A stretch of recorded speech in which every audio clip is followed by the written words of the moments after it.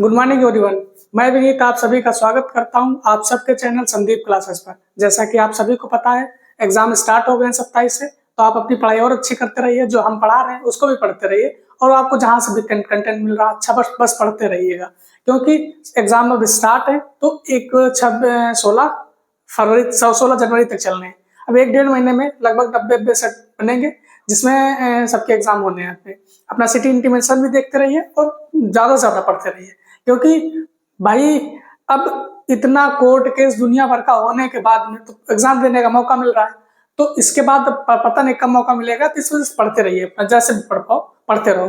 तो स्टार्ट करें आज की क्लास, क्योंकि आपके पास भी टाइम कम है, हमारे पास भी टाइम कम है। तो इस वजह से आप भी टाइम ज्यादा से ज्यादा बचाइए, कहीं घूमने ना चाहिए, क्योंकि अगर 1-1.5 महीना मेहनत कर लोगे, 1.5 महीना एग्जाम होने, आप 15 दिन 20 दिन आप सिटी इंटीमेशन देखते रहिए। जैसा भी एग्जाम रहे, मान लो जिनका अभी नहीं आया 10 दिन तो टाइम मिल ही जाएगा। 10 दिन में आप एक बार सारा सिलेबस गो टू थ्रू हो जाइएगा, सारा एक बार देख जाइएगा सिलेबस।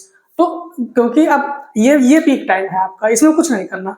जो मिलना दिलना रहे किसी से, बाद में मिलते रहना, नौकरी लग जाएगी फिर मिलते रहना पूरी जिंदगी। नहीं, स्टार्ट करते हैं आज की क्लास। आज की क्लास है, फर्स्ट क्वेश्चन है, यदि आप समतल दर्पण की ओर यदि आप समतल दर्पण की ओर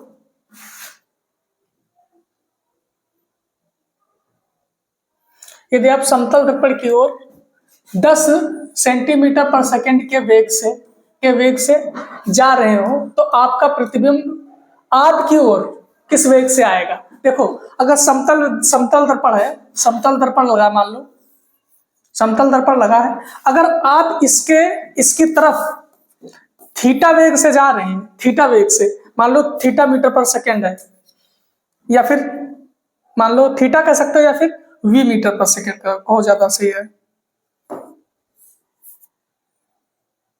इसको वी मीटर पर सेकंड से जाएंगे, जब उसमें तस्वीर आती हुई दिखेगी, जो इस मिरर में तस्वीर दिखेगी ना, आपको जो मिरर में तस्वीर आती हुई दिखेगी, तो ये कितनी दिखेगी, ये दिखेगी 2v मीटर पर सेकंड के हिसाब से, ये ऐसी दिखेगी आपके मिरर में। अब देखो, कह रहा समतल दर्पण की ओर 10 मीटर पर सेकंड से जा रहा है। अब दर्पण में कैसे दिखेगा, कह रहा है कि प्रतिबिंब आपकी ओर किस वेग से आएगा, तो 2v से आएगा, 2v से आएगा।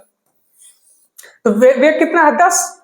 पहले अब दुगना कर दो, कितना आएगा, 20 सेंटीमीटर पर सेकंड से आएगा।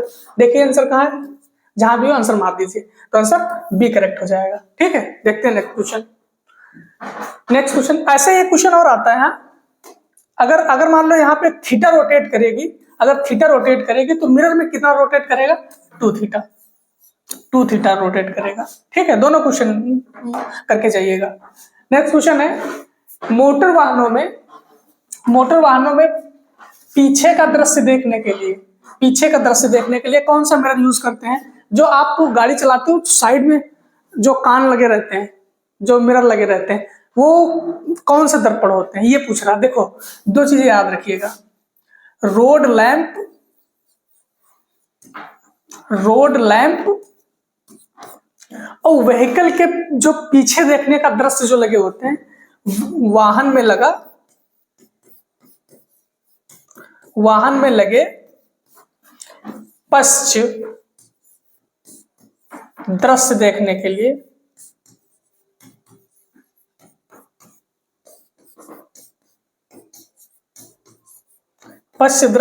के लिए जो शीशा लगे रहते हैं, मिरर लगे रहेंगे, ये दोनों जो होंगे ये उत्तल दर्पण। बाद बाकी आपको कुछ भी बोले, जो डॉक्टर कौन सा यूज करता है, शेविंग करने वाले मशीन को शेविंग करते हैं तो उसमें कौन सा मिरर में देख के करते हैं, कुछ भी बोलता है तो आप अवतल दर्पण लगा के आइएगा। कौन सा, अवतल दर्पण। आपका क्वेश्चन गलत नहीं होगा, इस बात की गारंटी हम लेते हैं। लेकिन हाँ, लेंस की जब बात करेगा, जैसे दूरबीन में कौन सा लेंस होगा, तो उसमें उत्तल लेंस यूज होगा। लेकिन दर्पण की अगर बात करेगा तो दर्पण 2 ही जगह यूज होगा, बाकी सारी जगह आपका अवतल यूज होगा। तो इसमें देख लीजिए कौन सा होगा। मोटर वाहन के पीछे का दृश्य देखना है, तो पीछे का दृश्य देखना है तो कौन सा लगाओगे, मैंने अभी बोला कौन सा, उत्तल दर्पण। उत्तल दर्पण देख लीजिए। समतल दर्पण हम नहीं यूज करते हैं। समतल दर्पण यू कहाँ पे यूज करेंगे, समतल दर्पण यू हम पायरोस्कोप में यूज करते हैं। किसमें, पायरोस्कोप, स्कोप में। कैसे, ये 45 डिग्री पे लगाए जाते हैं।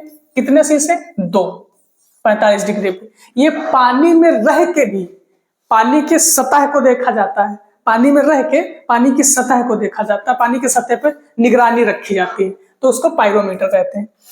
ठीक है, पायरोस्कोप कहते हैं उसको। उसमें समतल दर्पण लगाया जाता है।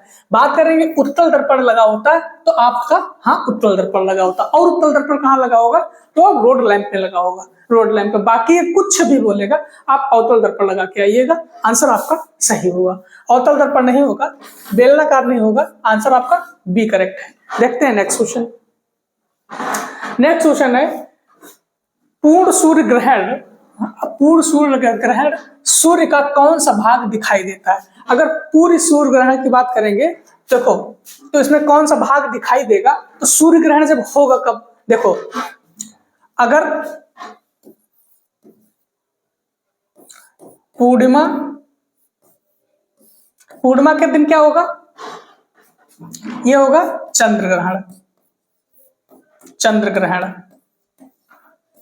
ठीक है, तो अमावस्या के दिन कौन सा होगा,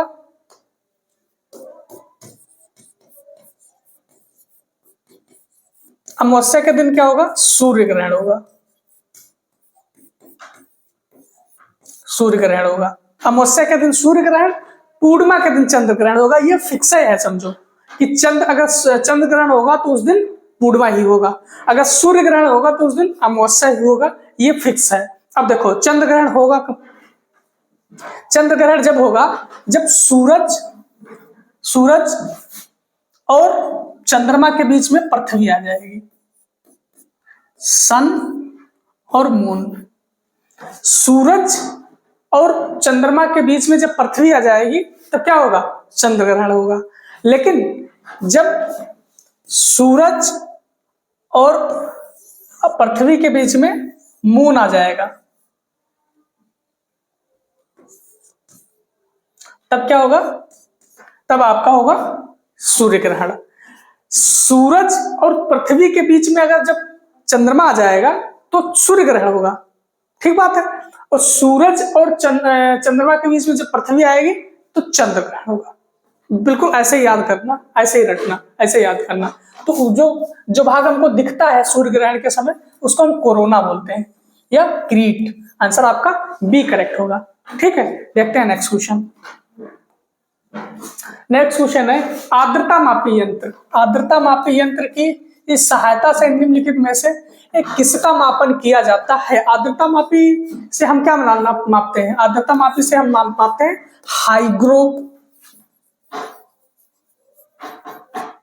हाइग्रोमीटर से हम इसको नापते हैं। हाइग्रोमीटर से हम क्या नापते हैं, आर्द्रता, अपेक्षित आर्द्रता। ठीक है, और बात करेंगे द्रवों का अपेक्षित घनत्व, तो ये हाइड्रोमीटर से, ये हाइड्रोमीटर, ये हाइड्रोमीटर। अगर दूध की शुद्धता की बात करें तो ये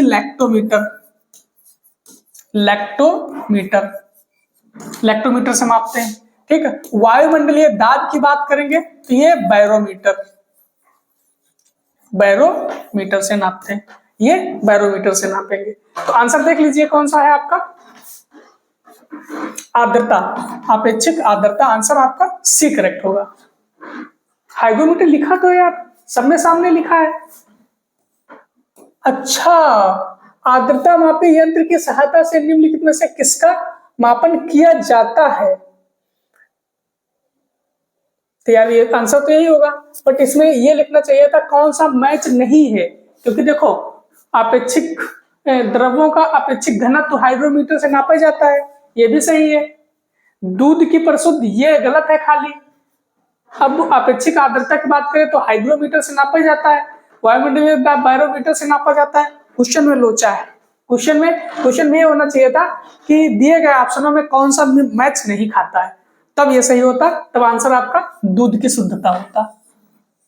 दूध की शुद्धता हम मैक्टोमीटर से ना लेके लैक्टोमीटर से नापते हैं। किससे? लैक्टोमीटर। समझ में आई बात?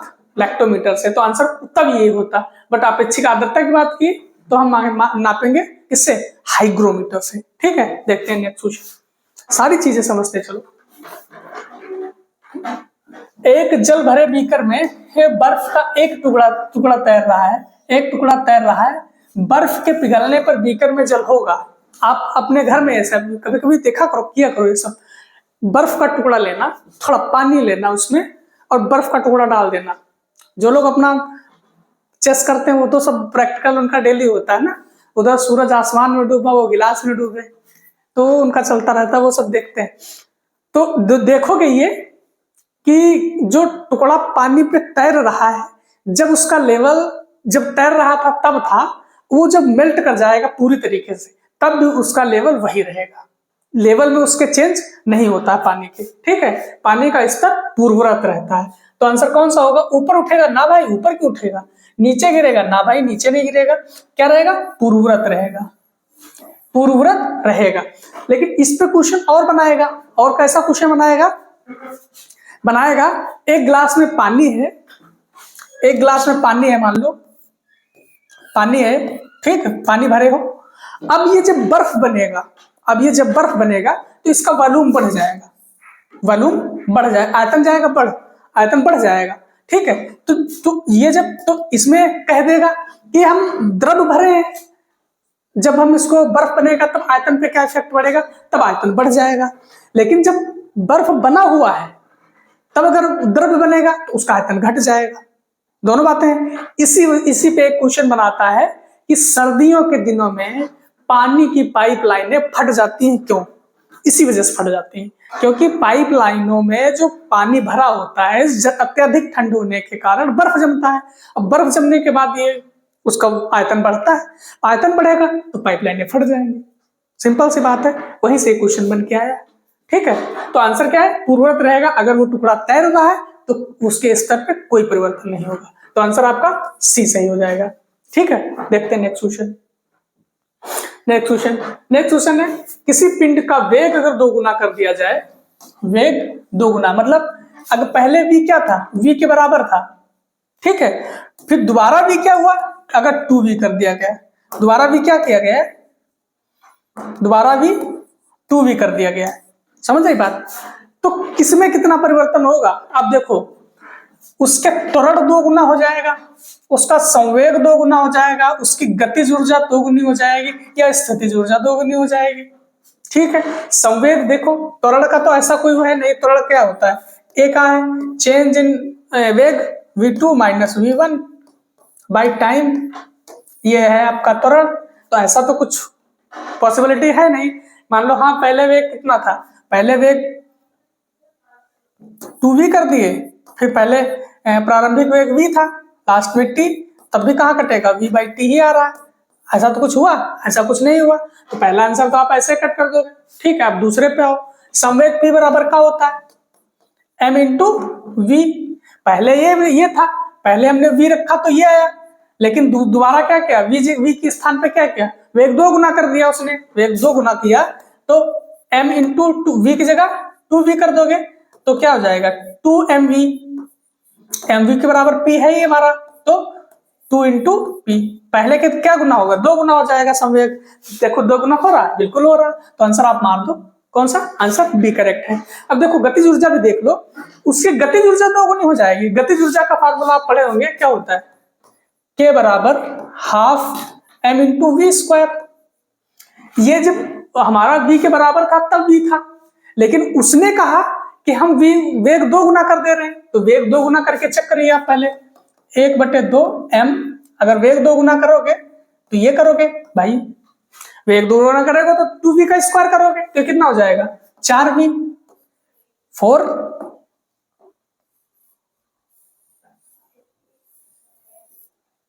ये कितना करोगे? ये कितना करोगे? 4v square m 1/2। तो ये कितना हो जाएगा? ये सारा देख लो, इसको ऐसे लिख सकते हो ना, 4 1/2 mv स्क्वायर। ये लिख सकते हो ना, ये क्या है, के ही है, ये के ही है, तो ये 4 गुना हो रहा, 4 गुना तो हो नहीं रहा है, बट इसमें कह रहा है 2 गुना हो रहा, तो ये भी नहीं होगा, ये भी नहीं होगा, और ये तो वैसे भी नहीं होगा। तो आंसर आपका कौन सा होगा, आंसर बी करेक्ट होगा। ये चीजें आपको बिल्कुल एग्जाम में आए तो बिल्कुल रैपिड फायर होना, बिल्कुल क्वेश्चन ऐसे आएंगे जैसे हम करवा रहे हैं, क्वेश्चन ऐसे ही आएंगे एकदम। अब किसी पिंड को पृथ्वी से चंद्रमा पर ले जाया जा रहा है, पृथ्वी से चंद्रमा पर ले जाया जा रहा है, ले जाने पर उसमें क्या इफेक्ट पड़ेगा। तो देखो 2 चीजें याद रख लो। नंबर 1 बात ये, द्रव्यमान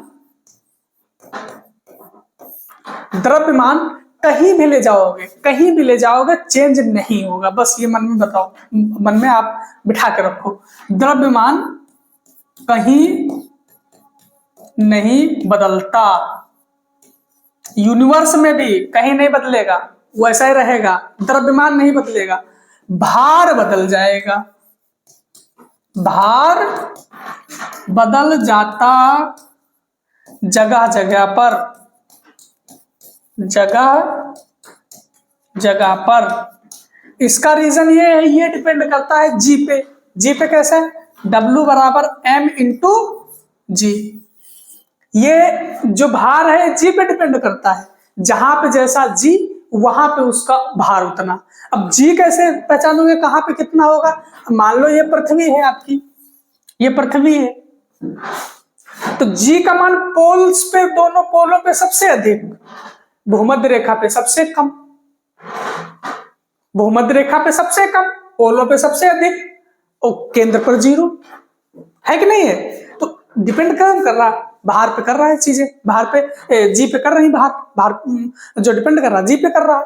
तो इस वजह से आप देख लीजिए, आज अगर ये कॉन्सेप्ट क्लियर है आप क्वेश्चन तभी अटेम्प्ट कर पाओगे। उसका द्रव्यमान भिन्न भिन्न होगा, पहले ही गलत है, मैंने बोला द्रव्यमान कहीं भी नहीं बदलेगा। तो देखो उसका द्रव्यमान और भार भिन्न होगा, नहीं, दोनों भिन्न नहीं होंगे, द्रव्यमान बराबर है, द्रव्यमान समान रहेगा, भार में परिवर्तन आएगा। देखो अब उसका द्रव्यमान वही रहेगा, बिल्कुल ठीक बात है इतनी, किंतु भार भिन्न होगा, बिल्कुल सही बात कह रहा है एकदम, कि उसका द्रव्यमान वही रहेगा बट भार में परिवर्तन आएगा। ठीक है, अब नेक्स्ट देख लो, उसका द्रव्यमान और भार दोनों भार परिवर्तित होगा बट द्रव्यमान वही रहेगा। तो आंसर आपका कौन सा होगा, आंसर सी इज करेक्ट हो जाएगा। देखते हैं नेक्स्ट क्वेश्चन। हाइड्रोजन के कितने समस्थानिक हैं, सबको पता है कि हाइड्रोजन के कितने समस्थानिक होते हैं, 3। कौन, प्रोटियम, ड्यूटेरियम और ट्रिटियम। ठीक है, 3 समस्थानिक होते हैं, कितने समस्थानिक, 3, प्रोटियम, ड्यूटेरियम और ट्रिटियम, कितने, 3 समस्थानिक होते हैं। और हाइड्रोजन से एक क्वेश्चन ये पूछता है, इसमें न्यूट्रॉनों की संख्या कितनी होती है, तो न्यूट्रॉनों की संख्या होगी कितनी, 0, न्यूट्रॉनों की संख्या 0। बहुत आना, बहुत क्वेश्चन, मतलब अच्छा क्वेश्चन आता हुआ। अब देखो, हरे फलों को पकाने के लिए काम में लाई जाने वाली गैस पूछ रहा है, कौन सा, पाई जाने वाली गैस। अब देखो फलों को पकाने के लिए, अगर मान लो फलों को पकाना है, फलों को पकाने के लिए अगर प्राकृतिक रूप से देखोगे, प्राकृतिक रूप से तो कौन सा, एथिलीन। बट कृत्रिम रूप से पका, जैसे जिसको कार्बन ने, आप जो आसपास के गांव क्षेत्र में रहते होंगे तो उनको तो पता होगा, कार्बेट लगा के आम पकाए जाते हैं कि नहीं, आम पपीते सब कार्बेट लगा के पकाए जाते हैं, कार्बेट, तो इसको क्या बोलेंगे, उसको बोलेंगे एसिटिलीन। कृत्रिम रूप से अगर फल पकाना है तो उसको वो क्या बोलेंगे, एसिटिलीन बोलेंगे, एसिटिलीन बोलेंगे। प्राकृतिक रूप से एथिलीन, अगर कृत्रिम रूप से तो एसिटिलीन। लेकिन गैस की बात कर रहा है तो गैस एथिलीन ही होती है, ये गैस है। तो आंसर कौन सा मारोगे, आंसर मारोगे एथिलीन। ठीक है, एथिलीन, तो आंसर कौन सा, ए।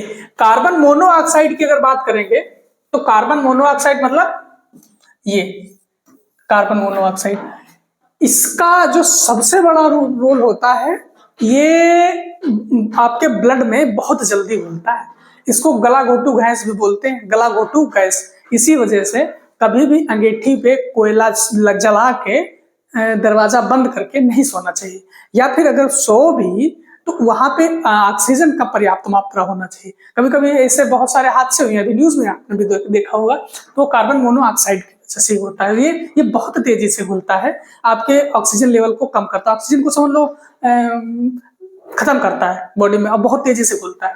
देखते हैं नेक्स्ट क्वेश्चन। नेक्स्ट क्वेश्चन है, जंग लगे हुए लोहे का वजन बिना जंग लगे हुए लोहे के वजन से क्या होता है। देखो, अब जंग लगने पर देखो, जंग Fe2O3, कलर की रंग की बात करेंगे तो रंग कैसा होगा, लाल भूरा, लाल भूरा, ये रंग होगा जंग का, ये सूत्र होगा Fe2O3। अब इसमें जो क्रिया होगी कौन सी होगी, रासायनिक क्रिया, रासायनिक परिवर्तन होगा, रासायनिक परिवर्तन होगा। और अगर जंग की बात करेंगे, इसके लिए जरूरी क्या है, ऑक्सीजन प्लस हवा या जल या नमी, वाष्प। और इसकी बात करेंगे, जंग लगने पर इसका भार क्या होगा, बढ़ जाएगा, भार बढ़ जाएगा जंग लगने पर। ठीक है, तो देख लीजिए आप, कह रहा है जंग लगे हुए लोहे के वजन, जंग लगे हुए लोहे का वजन, ठीक है, तो बिना जंग लगे हुए लोहे के वजन से क्या होगा, सिंपल सी बात है, जंग लगने से अधिक हो जाए तो कुछ अधिक होगा, कुछ अधिक होगा, बराबर किसी हाल में नहीं होगा। ठीक है, बराबर, लगभग बराबर नहीं होगा, और कम तो होता है बिना जंग लगवाना। तो कह रहा है जंग लगे हुआ लोहे का वजन बिना जंग लगे हुए लोहे से अधिक होता है। ठीक है, तो आंसर आपका ए करेक्ट हो जाएगा। देखते हैं नेक्स्ट क्वेश्चन। रसोई घर में किसका मिश्रण होता है, रसोई घर में जो गैस यूज करते हैं हम, एलपीजी सिलेंडर यूज करते हैं, LPG, liquid petroleum gas, liquid petroleum gas. इसका जो मेन घटक है तो कौन सा होगा, butane and propane, butane and propane.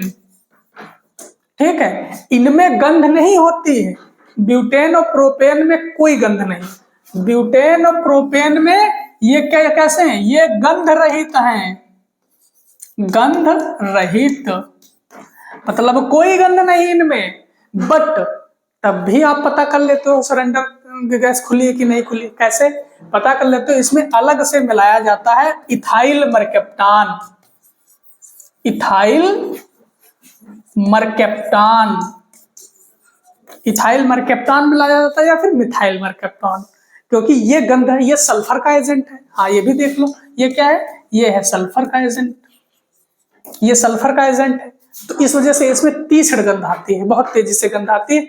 तो जो सिलेंडर खुला रहता है आप उसको पता करके बंद कर देते हो, फिर इसी वजह से इसको मिलाया जाता है। इसका एडवांटेज यही है, इसका एडवांटेज यही है। तो देख लीजिए कौन है, ब्यूटेन और प्रोपेन। आंसर आप बी मार दीजिए। अगर कार्बन मोनोऑक्साइड की और कार्बन डाइऑक्साइड की बात करेंगे तो कार्बन मोनोऑक्साइड के बारे में मैंने बोला भी, वो गलाघोटू गैस कहते हैं। और कार्बन डाइऑक्साइड की बात करें कि 0.03% आपके एनवायरमेंट में पाई जाती है।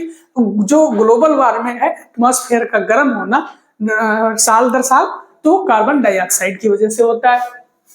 मेथेन की बात करेंगे, प्राकृतिक गैस का या फिर सीएनजी का मुख्य घटक है, सीएनजी का मुख्य घटक है। अगर एथिलीन की बात करेंगे तो एथिलीन जो होता है ये प्राकृतिक रूप से फलों को पकाने में हेल्प करता है, ये एक जो गैस है।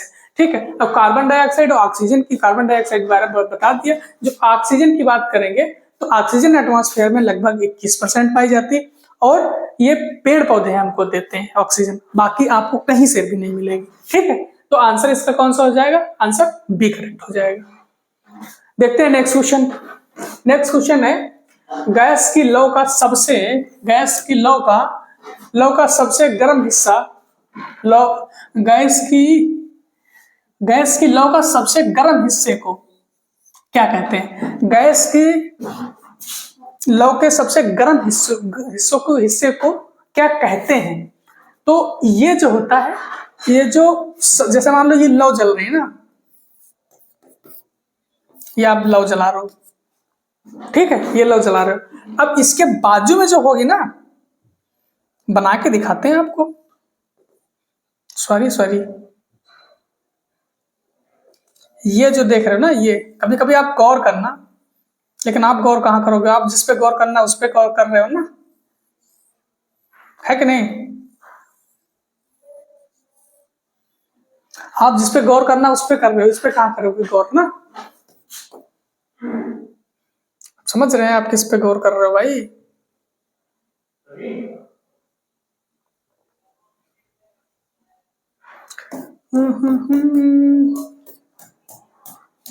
देखो ऐसे आपकी जल रही कैंडल, ठीक है, तो इसमें है क्या, इसमें है जो ये हरा वाला हिस्सा देख रहे हो, ब्लू नीला वाला क्षेत्र, ये बहुत गर्म है। ये वाला नीला ब्लू वाला का जो टेम्परेचर है ये बहुत है, ब्लू वाले का टेम्परेचर, ठीक है। जो रेड वाला देख रहे हो ये सब हिस्सा, ये वाला, इसका जो टेम्परेचर है ये इसका कम है, ठीक है। तो जो लौ का जो सबसे गर्म वाला हिस्सा रहता है वो उसको ब्लू जोन बोलते हैं, या फिर हम नीला क्षेत्र बोलेंगे, नीला क्षेत्र। तो आंसर आपका सी करेक्ट हो जाएगा, नीला क्षेत्र। दीप्त उसको बोलेंगे जो लाइट पड़े अब्जॉर्ब कर ले और फिर उसके बाद में लाइट हट जाए तो वो चमके, वो दीप्त। अदीप्त जब तक लाइट पड़े तब तक चमके, फिर उसके बाद ना चमके, ठीक है। देखते हैं नेक्स्ट क्वेश्चन। नेक्स्ट क्वेश्चन, मानव शरीर में सर्वाधिक मात्रा में पाया जाने वाला, सभी तो जानते हो, मानव शरीर में सर्वाधिक मात्रा में पाया जाने वाला तत्व की बात करेगा, अगर तत्व की बात करेगा तो क्या होगा? सबसे पहला ऑक्सीजन, फिर उससे कम कार्बन, दोनों चीजें याद रखिएगा, सबसे पहला ऑक्सीजन और सबसे कम कार्बन। अगर शरीर में सबसे कम की बात करेगा, मानव शरीर में सबसे कम की बात करेगा ना, तो मैंगनीज, Mn, मैंगनीज पाया जाएगा, ठीक है। तो आंसर कौन सा होगा? Answer oxygen. ऑक्सीजन पड़े कितना मिलेगा? 21% अप्रोक्सीमेट होता है। नाइट्रोजन 78% एटमॉस्फेयर में मिलेगा। अगर कार्बन की बात करेंगे तो 0.03%, ठीक है। देखते हैं नेक्स्ट क्वेश्चन। नेक्स्ट क्वेश्चन है, अस्पतालों में सांस लेने के लिए, अस्पतालों में सांस लेने वाली ऑक्सीजन नली में ऑक्सीजन और निम्न में से कौन सी गैस होती है? तो अस्पतालों में, हॉस्पिटल में ऑक्सीजन के साथ में हम हीलियम मिलाते हैं, ऑक्सीजन के साथ में हीलियम। आंसर आप भी लगा दोगे। देखो आर्गन की बात करें तो ये बल्ब में यूज करोगे, कहाँ? बल्ब में, ठीक है। अगर कार्बन डाइऑक्साइड की बात करोगे तो ये ग्लोबल वार्मिंग,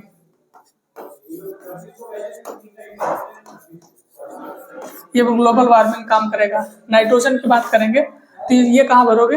ये भरोगे फुटबॉल में, फुटबॉल या चिप्स के पैकेट, चिप्स के पैकेट इसमें भरोगे, ठीक है। किस वजह से, किस वजह से भरी जाती है चिप्स के पैकेट में? ऑक्सीकृत ना हो, मतलब ऑक्सीडाइज ना हो, ऑक्सीडाइज ना हो, इस वजह से भरते हैं, ठीक है। तो इसका आंसर कौन सा हो जाएगा? सिलेंडर में कौन सी गैस जो सांस लेते हैं? ऑक्सीजन के साथ में हीलियम भरते हैं। नेक्स्ट क्वेश्चन, पानी की अस्थायी कठोरता, पानी की स्थायी की नहीं, पानी की अस्थायी की बात कर रहा है। देख लो, पानी की अगर कठोरता की बात करेंगे ना, कठोरता, तो देखो एक होगा स्थायी कठोरता, एक होगा स्थायी कठोरता, एक होगा अस्थायी कठोरता, अस्थायी कठोरता।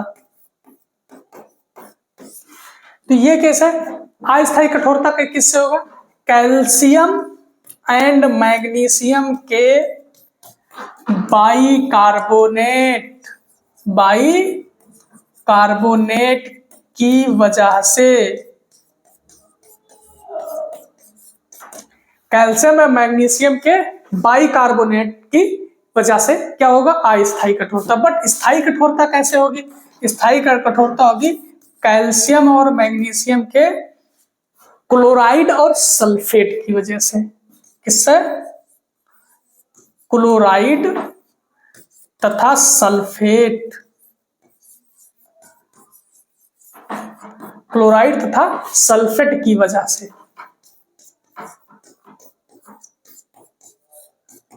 ठीक है, तो क्या होगा, क्लोराइड तथा सल्फेट की वजह से।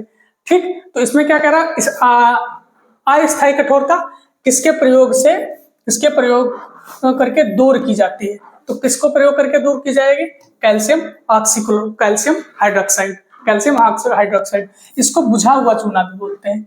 क्या, बुझा हुआ चूना भी बोलेंगे इसको, बुझा हुआ चूना भी बोलेंगे। अब ये अगर बुझा हुआ चूना है, अगर ये मान लो CaOH का होल ट्वाइस है, ये जब भी अगर कार्बन डाइऑक्साइड से अभिक्रिया करेगा तो कैल्शियम कार्बोनेट बनाएगा, जो कि संगमरमर बनता है, कैल्शियम कार्बोनेट बनाएगा। श्योर है कि ये कैल्शियम कार्बोनेट। और ये कहाँ से बना है, कैल्शियम ऑक्साइड कैसे बना है, तो कैल्शियम ऑक्साइड की अगर बात करेंगे तो कैल्शियम हाइड्रोक्साइड कैसे बना, जो कैल्शियम ऑक्साइड है जब इसकी जल से अभिक्रिया कराते हैं तब ये बनता है CaOH का होल ट्वाइस। प्लस ऊर्जा, प्लस मतलब उष्मा। ठीक है, बहुत तेजी से अभिक्रिया करता है ना चूना पानी के साथ में, बहुत तेजी से करता है इस वजह से। तो इसका आंसर कौन सा मारोगे, answer A is correct. Next देखते हैं, नेक्स्ट है निच्छालन मतलब लीचिंग। लीचिंग मतलब जैसे आप समझते हो, आप देखते हो ना कि पानी जहां पे पड़ा, पर जैसे अर्थ पानी गिरा, उस रस के सीप करके नीचे जाता है ना, नीचे चला जाता है, तो उसके साथ में कुछ ऐसे इंग्रेडिएंट जाते हैं, जैसे फॉर एग्जांपल पॉइजनस। जैसे आप खेतों में दवाई छिड़कते हो ना, घास वास मरने वाली, या फिर कीटनाशक डालते हो, तो वो समझ लो नॉन डिकम्पोजेबल है ना, तो वो डिकम्पोज होती नहीं, तो वो धीरे धीरे पानी के साथ में घुल के नीचे चली जाती, उसको बोलते हैं लीचिंग, निच्छालन बोलेंगे। तो क्या होगा, ये घुलनशीलता, ये घुलनशील यौगिक को घोलने के लिए। ऑप्शन आपका बी करेक्ट हो जाएगा। ठीक है, देखते हैं नेक्स्ट क्वेश्चन। नेक्स्ट क्वेश्चन, अक्रिय गैसें कौन सी होंगी। अक्रिय गैसों की बात करेंगे तो लास्ट ऑर्बिट में कितने ऐसे, 8। ठीक, और इनकी जो संयोजकता होगी वो भी 8 होगी। ठीक है, ये किसमें कौन से आवर्त में मिलेंगे, कौन सा समूह में मिलेंगे, तो वर्ग इनका होगा कौन सा, 18वां वर्ग होगा इनका। ठीक है, तो ये किसी से अभिक्रिया करते ही नहीं, किसी से अभिक्रिया नहीं करते, इसी वजह से निष्क्रिय हैं। ठीक है, तो जल में मिश्रणीय नहीं, अस्थायी होते हैं, स्थायी होते हैं, स्थायी नहीं होते, अस्थायी होते हैं, स्थायी होते हैं, स्थायी ही होते हैं, अस्थायी नहीं होते। तो स्थायी नहीं होते, नहीं स्थायी ही होते हैं। रासायनिक रूप से अभिक्रियाशील नहीं होते हैं, हाँ बिल्कुल सही बात है, ये रासायनिक रूप से अभिक्रियाशील नहीं होते हैं। ठीक है, क्योंकि किसी से अभिक्रिया कर ही नहीं पाते, क्योंकि इनके लास्ट ऑर्बिट में 8 होते हैं इलेक्ट्रॉन, तो इसी वजह से उनकी संख्या पूर्ण पहले से भरी रहती, कहती नहीं हमको नहीं चाहिए, ना कोई आए, ना हम किसी को देंगे, ना हमसे कोई ले। ठीक है, तो इसी वजह से खुद में मस्त रहते हैं लोग, ऐसा होना भी चाहिए। रासायनिक रूप से अतिक्रियाशील होते हैं, नहीं अतिक्रियाशील तो नहीं होते। अतिक्रियाशील की बात करेगा तो के होगा, पोटेशियम, सोडियम होगा, कैल्शियम होगा, मैग्नीशियम होगा, एल्युमिनियम होगा, फिर इसके नीचे क्या आएगा, जिंक, आयरन, लेड। ठीक, ये ज्यादा अति अभिक्रियाशील है, सबसे ज्यादा ये, फिर ये। सबसे जो कम होगा अभिक्रियाशील वो प्लेटिनम होगा आपका, प्लेटिनम और सोना और चांदी, सोना, चांदी, पारा, कॉपर और हाइड्रोजन, ये नीचे से। ठीक है, तो ये सबसे कम नहीं होता, तो आंसर कौन सा हो जाएगा? आंसर आपका सी करेक्ट हो जाएगा। देखते हैं नेक्स्ट क्वेश्चन। अम्ल वर्षा मुख्यतः किस गैस के कारण होती है? अम्ल वर्षा का जो मुख्य कारण है तो है नाइट्रोजन डाइऑक्साइड या नाइट्रस, ये sulphur dioxide, sorry sulphur dioxide. कौन सा? सल्फर डाइऑक्साइड है मुख्यतः क्या है? Sulphur dioxide. अम्लीय वर्षा को एक चीज और बोलते हैं, इसको इमारतों का कुष्ठ रोग बोलते हैं। इसको क्या बोलेंगे? अम्ल वर्षा को इमारतों का कुष्ठ रोग। ठीक है, ताजमहल का रंग का भद्दा होना अम्ल वर्षा का कारण है। क्वेश्चन बहुत पूछता है। ठीक है, देखते हैं नेक्स्ट क्वेश्चन। नेक्स्ट क्वेश्चन क्या कह रहा है आपका? आज का लास्ट क्वेश्चन है, जो बहुत अच्छा क्वेश्चन है, बहुत बार पूछा, रिपीटेड क्वेश्चन है, बट ये आरआरबी में आएगा कि नहीं आएगा नहीं पता, आ भी सकता नहीं भी आ सकता, क्योंकि इतने आसान क्वेश्चन आरआरबी नहीं पूछता है। ठीक है, गुब्बारे में एक कौन सी गैस भरी होती है? तो देखो, इससे हम दो चार चीजें और बताएंगे। अगर बात करें गुब्बारों में, अगर बात करें फुटबॉल में,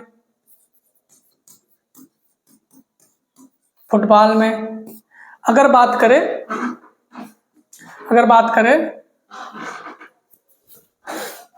वायुयान के टायरों में,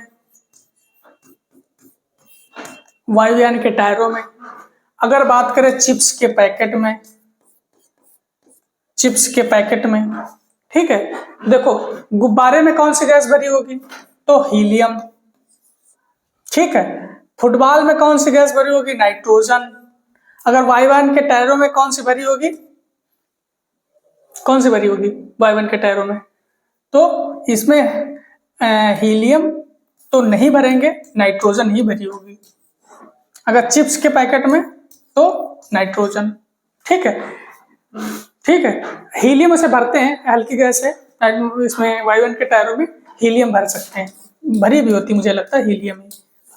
ठीक है, तो कैसा लगा आज का सेशन आपको? सेशन आपको अच्छा लग रहा है तो अपने दोस्तों में शेयर करिए, ज्यादा से ज्यादा शेयर करिए, ताकि वो सब चीजों का लाभ उठा पाए और अपनी पढ़ाई करते रहिए, अंधाधुंध कुछ और नहीं करिए, खाली पढ़ाई करते रहिए। Thank you.